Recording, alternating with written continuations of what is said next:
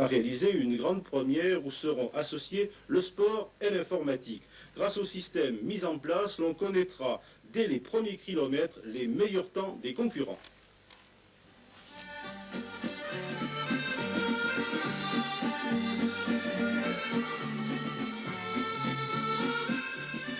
C'est ici, dans cette petite pièce du foyer rural de Saint-Léonard-de-Noblin, que se tiendra le cerveau de la course contre la montre de Bassivière. Tout est déjà prêt pour le jour J. Un matériel sophistiqué d'ordinateurs, de Minitel, de batteries modem, de liaisons téléphoniques et autres appareils qui permettront de réaliser cette opération unique en son genre. Une opération qui permettra d'obtenir tout au long de cette course contre la montre la position provisoire des 5 premiers du classement général, l'écart de temps les séparant comme s'ils étaient partis ensemble et leur vitesse moyenne. Jusqu'à présent, du fait que les concurrents partent à 3 minutes d'intervalle, il était impossible, sinon difficile, de connaître leur position respective avant les derniers kilomètres ou la fin de l'épreuve. Un exploit dans lequel le sport et l'informatique se retrouvent. L'informatique va animer la course, dans le sens où nous allons faire combattre en temps retardé 2 adversaires qui pourtant ne sont pas partis en même temps. Il aura fallu 4 mois de travail aux adhérents du club pour mettre au point l'opération. Un travail de fourmi pour réunir toutes les informations de la course, les introduire dans l'ordinateur, prendre les contacts nécessaires avec les spécialistes, dont Poulidor, l'enfant du pays, et trouver des supports logistiques. Une expérience positive pour les adhérents. Je suis adhérent au club depuis le début, donc je pense que ça va faire une grande pub au club, et puis pour moi ça m'a fait beaucoup de bien au point de vue programmation et contact avec les gens, organisation.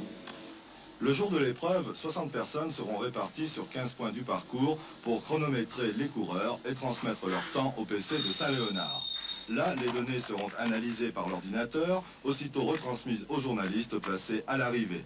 Ainsi, le public sera immédiatement informé de la position des 5 leaders du Tour de France, les uns par rapport aux autres. Mais le véritable gagnant de cette course contre la montre, ce sera sans doute l'informatique avec ce défi qui a de quoi rendre dingo.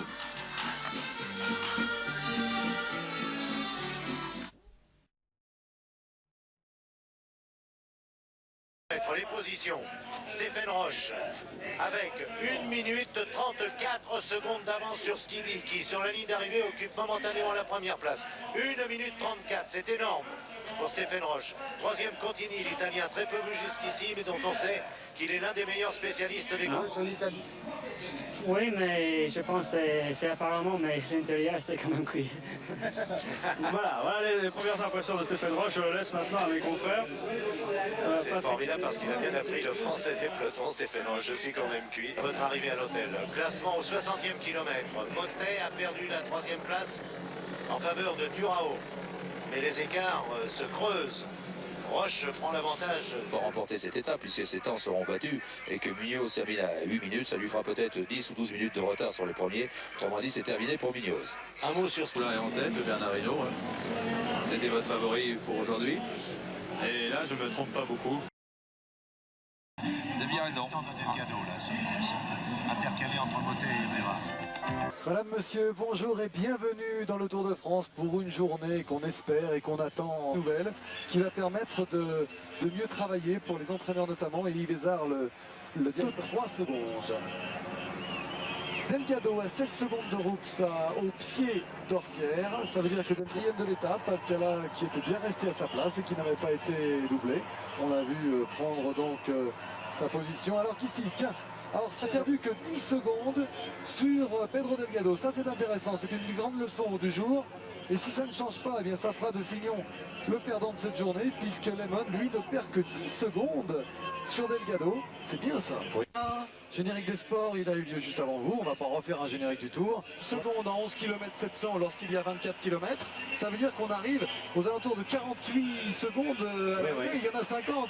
Quel suspense. Lemon qui disait en plaisant.